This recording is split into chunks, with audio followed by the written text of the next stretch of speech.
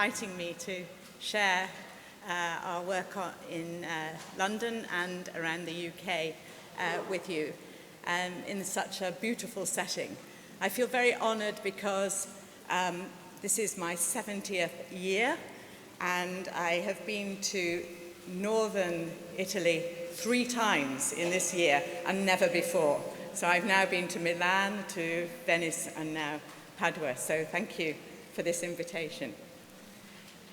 I'm going to talk to you a little bit today about mother and baby units, of which we have some in the UK. And I shall be talking really about the top of the pyramid, whereas this morning Jeanette was talking more about the bottom, the baby blues, the mild illness, the mild to moderate, where we can work with mothers and their families in the perinatal period in the community. But if mothers are severely unwell, and this can range from being chronically depressed and severe major depressive illness, and the acute psychoses, mothers who may have had a history of bipolar disorder, who suffer a psychotic episode following childbirth, and then mothers who have a history of schizophrenia, who may decompensate after having their baby. So I'm really going to talk about that top end of the pyramid. In the UK, we have made great strides, and I will be talking a little bit more later about the cost. And the reason we've made these great strides is that the longitudinal research that we've done over years, I have to say 40 of my 70 years have been spent in the field in the longitudinal studies to show that actually the impact of perinatal depression in particular has an enormous impact on the child's outcome. And when we did the cost effectiveness and showed just how much that was costing the government began to take notice. Somehow it didn't care about human suffering, but it does care about money.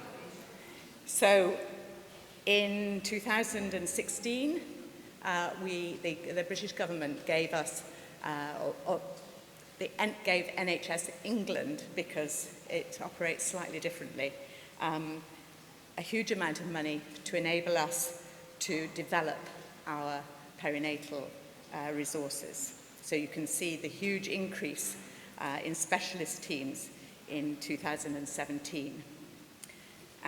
This was the map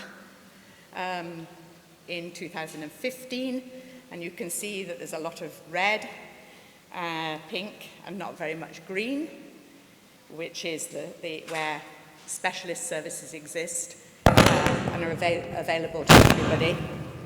And now in 2017, you can see that we've turned the map green, and it's even greener now.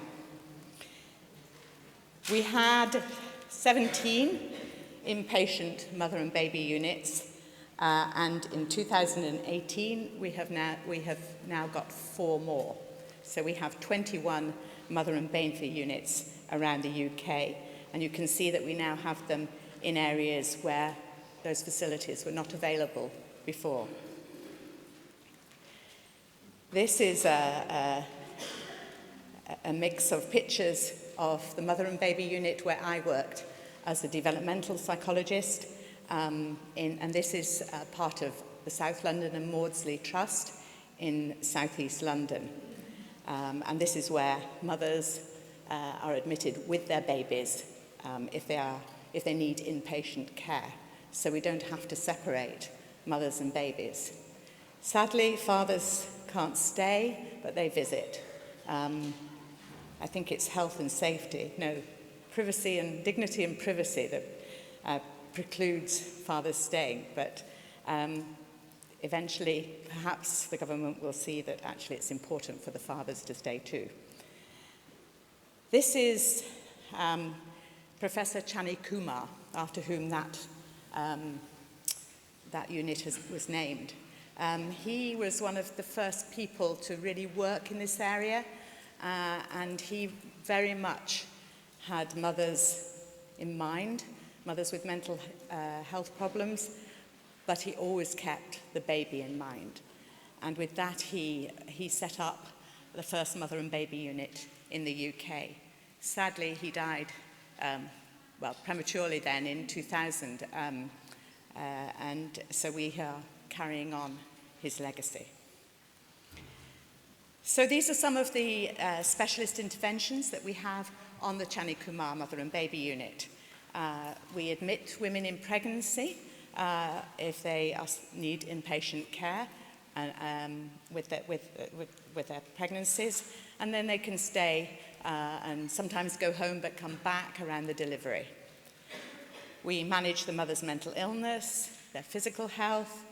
There is pharmacological interventions, psychological interventions, support with the mother-infant relationship, which was my role on the unit, support with baby care. We have nursery nurses as well as nurses, and we can intensively nurse people. So we can take people who are really, really unwell because the patient nursing the ratio is high. Occupational therapy, social needs. And as I mentioned earlier, one of the recommendations from the NICE guidelines, which are the National Institute for Health and Care Excellence guidelines in the UK, has recognised the importance not only of helping the mother but in her and recover from her illness, but also in supporting her in her relationship with her baby. And its evidence is clear that there can be a damaging effect of a mother's mental health on her child.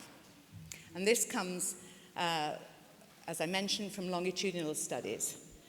Mine was the South London Child Development Study, which began in 1986 when my GP colleague recruited women into a study because she was interested in emotional well-being before and after pregnancy. Now, this is a community study, so it's not based in the inpatient unit.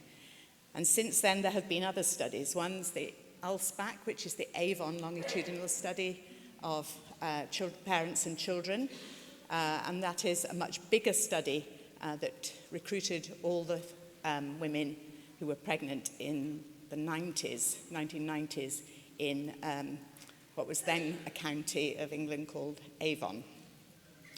There was a study in the north of England called the Wirral Child Health and Development Study that a colleague, Helen Sharp, they recruited again antenatally. When we began our study, we thought we were going to be looking at the impact of postnatal depression on the children. But what became apparent, and this is why Jeanette's emphasis too on the antenatal period, became apparent as we began to analyse our data, now over 30 years worth, that it's the antenatal period that is almost more important than the postnatal period. So I think we really need to keep in mind the women in pregnancy as well as postpartum, because the prevalence rates are the same. So all of the studies I mentioned began in pregnancy. And of course, I won't go into the fetal programming hypothesis now, but David Barker, things that are laid down in utero, we know can have an impact on our lives throughout our life. So, the importance of the antenatal period and the need not only to treat the parents' disorder, but also help with caregiving difficulties. And although I am going to be talking mostly about mothers, you could also put fathers in there as well. So, Carl Jung said, "Warmth is the vital element for the growing plant, and for the soul of the child. And I guess, I know I'm talking to, many of you are psychotherapists, maybe systemic therapists, that actually this will, I know, ring bells for you. So, I'm going to be concentrating a lot on babies. And I think we have a baby, which I always think is wonderful to have a baby here. What can babies do? I'm sure that most of you will know, but it's amazing how many myths are around. For example, some mothers think that babies can't see when they're born, but we know that babies' focal distance is 20 to 25 centimeters, that they like the mother's face or a human face better than any toys. They turn to their mother's voice, turn their heads to sound. They prefer the mother's smell, have a range of facial expressions, and yes, babies do smile from birth. The myth is that they only start smiling at 6 weeks. It's not true. They have a range of vocalizations, and they are set, biologically equipped to interact with another. One of the hats that I wear is that I'm the chair of the trustees of the Brazelton Centre UK. You may have heard of the work of Barry Brazelton, who was a paediatrician in the States. He died last year, aged 2 months short of his 100th birthday. But as a paediatrician, he was very aware that there's a lot more to the baby than just the physical things, and that actually they come with this amazing ability to interact with another. And he developed the neonatal behavioural assessment scale, and then from there, Kevin Nugent, his colleague, developed the neonatal behavioural observation. And this demonstrates to new parents, and it's not just for parents with mental health problems. In an ideal world, every new parent should be, a professional should demonstrate these abilities to new parents. In terms of physical needs, food, warmth, shelter, safe environment, their emotional needs, somebody with empathy, somebody who can hold the baby in mind, somebody who's consistent. And in terms of social needs, somebody who's there, ready to interact with their baby, as well as their cognitive needs, and that they have a parent who's happy to play with them, provide them with age-appropriate stimulation. And of course, what we're trying to do as parents is to help our infants grow up, to be able to cope, to be able to be resilient to adverse life events, which we will all face. So in order for that to happen, we need to be socially competent. And for that to happen, we need to have developed a secure attachment with our caregivers. And for that to happen, there is a lot of literature to show that we need a caregiver who is sensitive, who sees the baby as a person with a mind, emotions, and the ability to interact. I would think that this mother would go on to develop a secure relationship, both with her baby and her baby with her. But there are obstacles, parental vulnerabilities and infant vulnerabilities. And probably the one that obviously we're here to think about today is the parent's mental illness. But all the other vulnerabilities are important. And I would also emphasize the mother's and father's own experiences of being parented, which Jeanette touched on, and which is becoming, actually, in research terms, and in clinical terms, it's really important that we take that into account. So, the range of maternal puerperal psychiatric disorders, I've listed the main ones. We see them all on the mother and baby unit, apart from substance and alcohol dependence, because we can't admit mothers who are currently using substances or illegal substances or alcohol, just because we're not able to cope with other illnesses and that. So those are the diagnoses, but of course our babies don't care what our diagnosis is. They don't care if we've got schizophrenia or depression or are having a psychotic episode. What they see is the symptoms. So if you have a mother who's depressed, she may well be irritable, feeling life's not worth living, having feelings of guilt and inadequacy. She might be hypomanic, overactive, grandiose. She may have delusions of grandeur.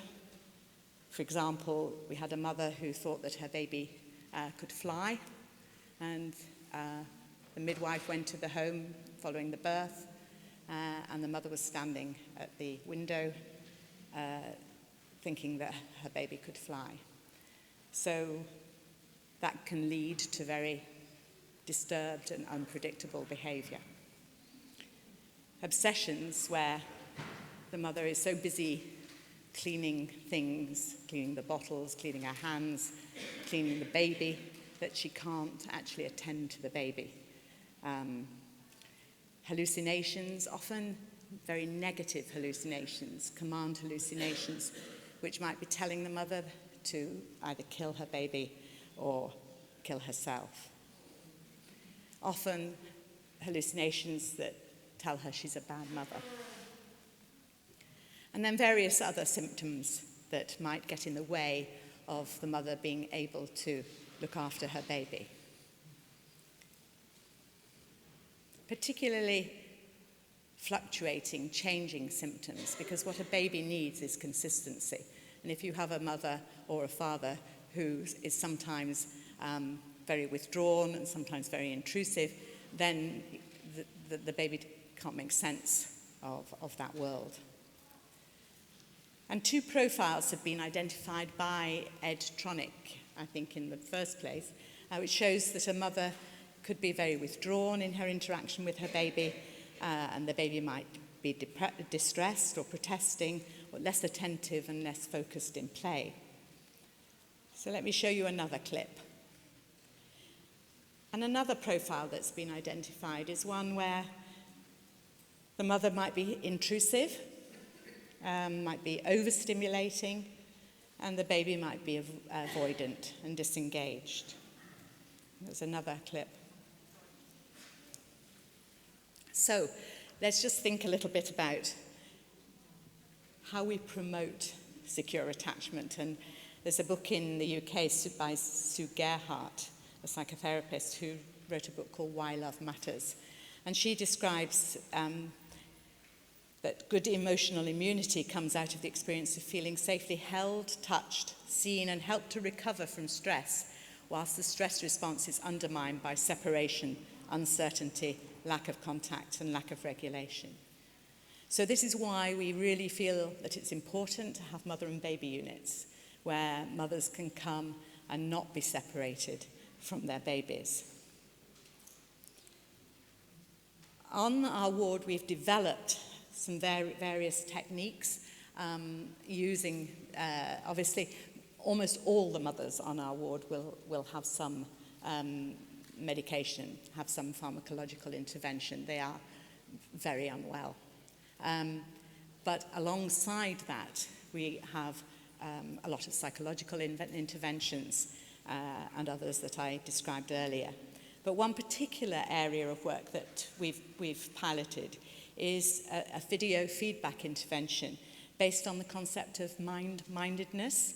And I know there are different terms, but it's basically about holding the baby in mind. The mother's ability to see her baby as a person with a mind, thoughts, and feelings. So focusing on what the baby is bringing to the interaction. And sometimes it's difficult to know, and we may get it wrong, but it's really playing with your baby and holding the baby in mind. And so we would make a video clip, and when we make the video clips, we just ask the mother to play and talk to her baby as she normally would. And then we play the video back, and we pause it. We try and everything's very positive, and so we try and pause it so that and ask the mother, well, what do you think the baby might be thinking here, or what do you think he or she would say right now if he could talk? And get the mother to put herself. It's actually quite hard to do. I don't know if you found it quite hard just now to put yourself in that baby's position and say, I'm feeling sad, or I don't like this, or go away, or stop doing that. And this we encouraged on the ward. And these are just, it's okay, actually, this one you can leave if you like, because this is not a patient. But this kind of, these are the grandchildren of a friend of mine. And the parents were talking to one another on the phone, on WhatsApp. And they sent this photograph of this little girl saying, what? How dare he try to catch up with me?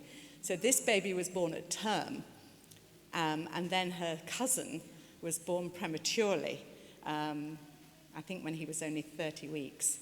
And so yes, he was born at 30 weeks gestation, but at this photograph he was 8 weeks. And this is the reply. Deal with it, cousin. So he's now bigger than she was, even though she was full term. So it's this they're having a conversation, or the parents are having the conversation, as if the babies were talking to one another.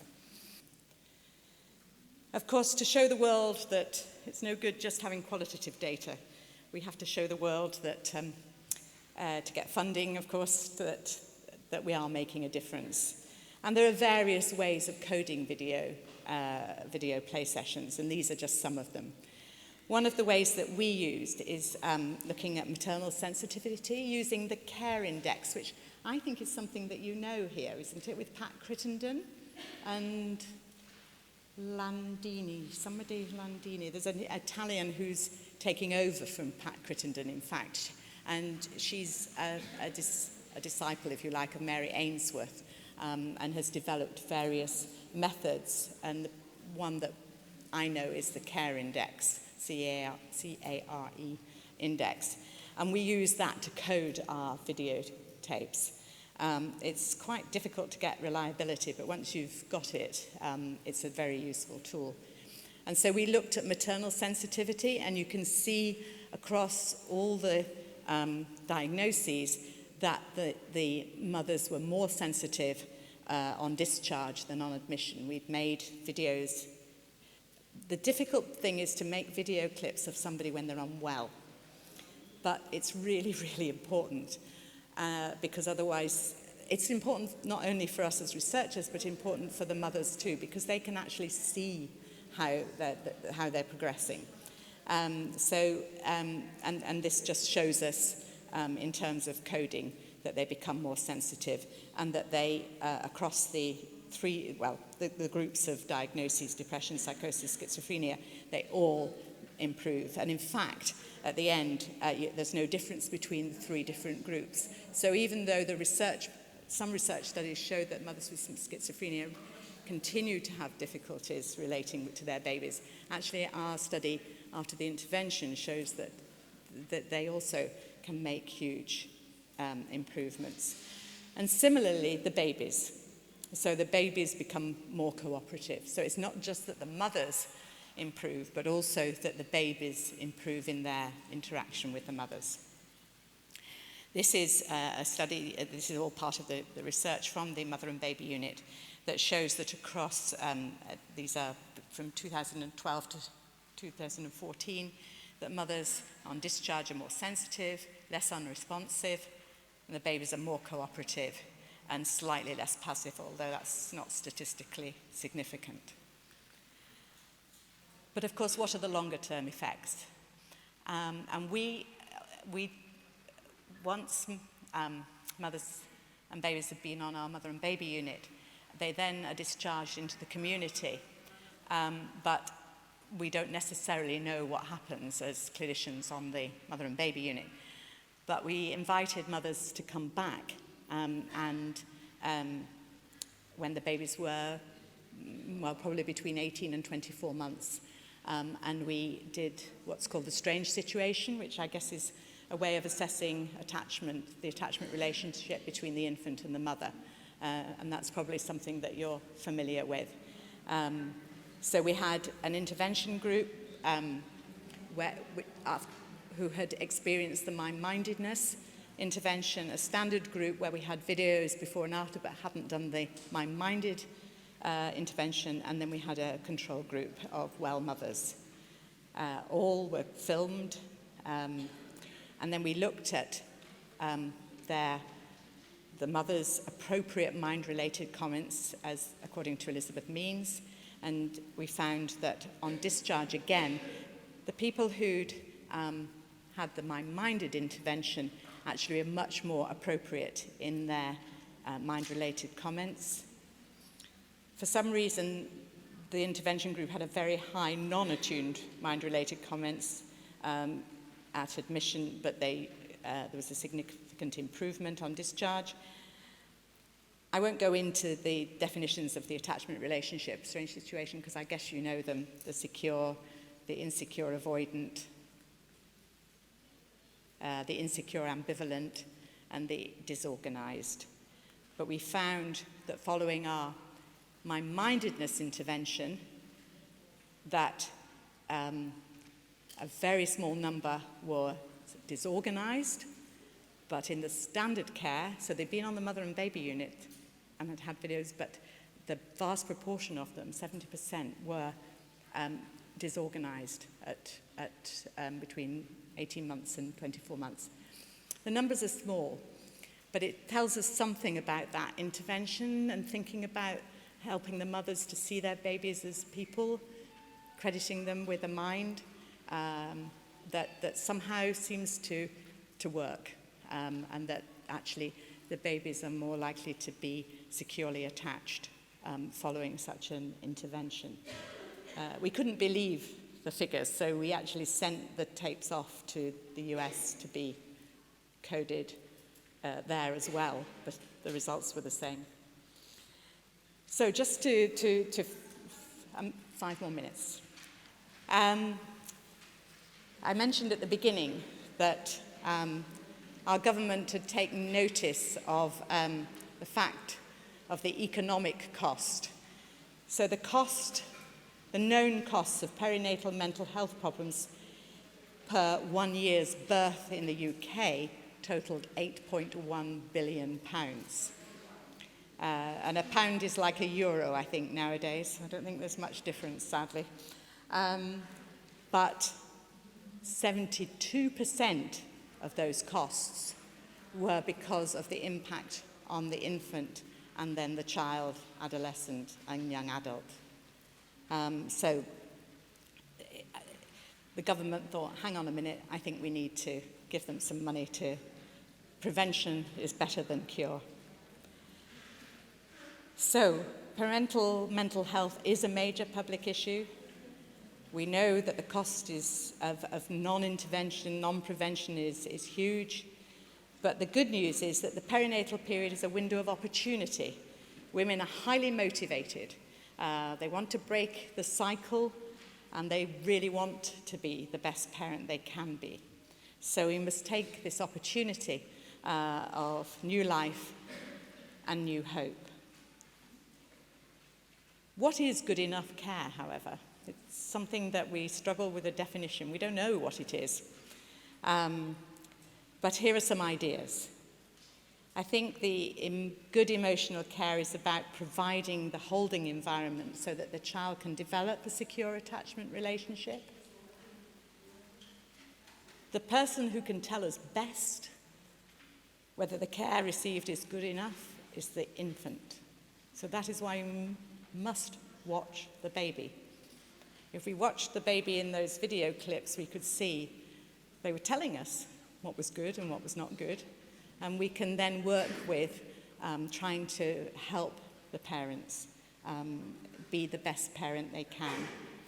But as perinatal health professionals, I think we provide the holding environment in which the mother or the father with a mental illness can provide that care. We, on the mother and baby unit, we hold the parents as they get better and can care for their babies. So I always see perinatal psychiatry as providing the bridge between adult and child psychiatry. In the UK, there are child psychiatrists and there are adult psychiatrists, adult psychologists and child psychologists. And up until recently, never the twain would meet. But I think perinatal psychiatry provides that bridge, and that we need to care for the dyad, the mother and the baby, the father and the baby, to stem the transmission of intergenerational psychopathology. I won't go through these, but these are some guidelines for promoting the baby's emotional development that we develop, because you probably too will find that staff in your clinics actually have different ideas about what's good enough parenting. So some people might think it's bad to hold the baby, and some people say, don't hold the baby too long because you're making a rod for your own back, we say. So we developed our own guidelines, and we had 10 of them for the staff and also for the mothers on the ward. And you have my mobile, you don't have my mobile number, you have my email, and I can send these should anybody want them. This is a paper that came out in, I think it was last year, where this shows the results of our studies on the mother and baby unit, the Chanikumar mother and baby unit, in terms of the improvement in their mother's symptomatology using the brief psychiatric rating scale, what they used in the UK, the health of the nation outcome scales, and then the care index, which is what I've described to you. If we've got, I think, 1 minute. This is, I don't know, can you hear this? If it's in English, it's a mother speaking. Is that okay? Anyway, I'm sure most of you speak English. It's the first time that I saw my reaction to him. I tried to communicate with him, and I remember that he was rather unsettled.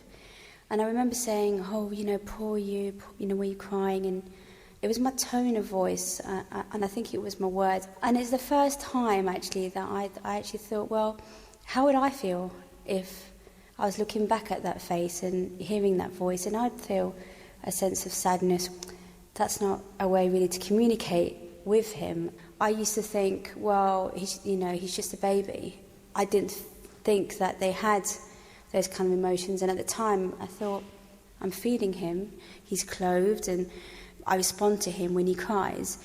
And if you think, well, that's enough, and meeting those responsibilities, and therefore I'm a mother, and that should be enough, and the rest would just fall into place, well, it's actually not enough, and it's not until you experience, the joys of understanding them as a human being, understanding them as a person, and seeing them respond to you. There's an immense joy from that. The first time you actually recognise them responding to you, that's when it all changes, and it's beyond just meeting their practical needs. So do you think... I won't play the rest, but that was Claudia Hammond is a British journalist, and she interviewed the mother for a programme called All in the Mind. There's a website here that you might like to look at on supporting infant mental health. And then just because I'm in Italy, I wanted to promote the Global Alliance for Maternal Mental Health. We have a Maternal Mental Health Alliance in the UK, and that's now being broadened out to be a global mental health alliance. So I see on this the percent of total health budget allocated to mental health. Finland is doing, I think that's Finland up there. Italy, somehow, there's no information. So perhaps we could change this map as well. And we are beginning to set up the Global Maternal Mental Health Alliance. And I hope we'll be able to all join together. Thank you.